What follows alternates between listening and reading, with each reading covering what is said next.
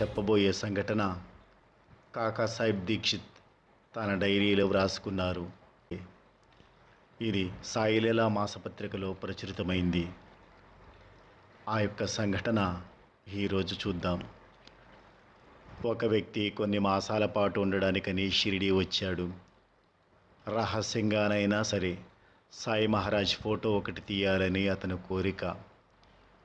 ఒకసారి బాబా లెండి తోటకు వెడుతూ సాఠేవాడ దగ్గర నిల్చుని ఉన్నారు. ఆ వ్యక్తి ఎవరికీ తెలియకుండా బాబాను ఫోటో తీశాడు. తర్వాత నెగిటివ్ కడిగి చూస్తే బాబాకు దగ్గరగా నిలబడి ఉన్న వ్యక్తులందరూ ఫోటోలో పూర్తిగా వచ్చారు. కానీ బాబా ఉండాల్సిన స్థానంలో బాబా పాదాలు మాత్రమే కనిపించాయి. ఓం సాయి శ్రీ సాయి జయ జయ సాయి జయ జయ సాయి. ఓం సాయి శ్రీ సాయి జయ జయ సాయి జయ జయ సాయి. ఓం సాయి శ్రీ సాయి జయ జయ సాయి జయ జయ సాయి. ఓం సాయి శ్రీ సాయి జయ జయ సాయి జయ జయ సాయి. ఓం సాయి శ్రీ సాయి జయ జయ సాయి జయ జయ సాయి. భక్తులు తమ గురు పాదాల మీదనే తమ దృష్టి నిలపాలని వేదాలలో చెప్పిన దానిని ధృవపరుస్తుంది ఈ చక్కటి దృష్టాంతం. దేహమంతా పాదాలను ఆధారం చేసుకుని నిలుస్తుంది.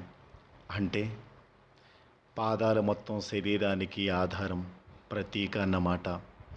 మామూలుగా మన అలవాటు ప్రకారం శరీరాన్ని చూడడం కాక గురు పాదాల మీదనే మన దృష్టిని నిలపాలి.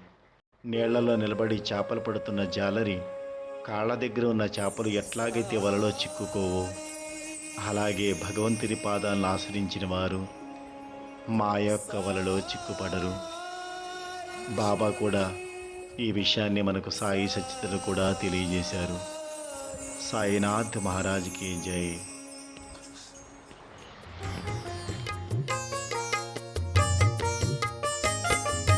నిరాశలో గాని నిస్తేజములో గాని ఓటమిలో గాని పొడి దుడుకులలో గాని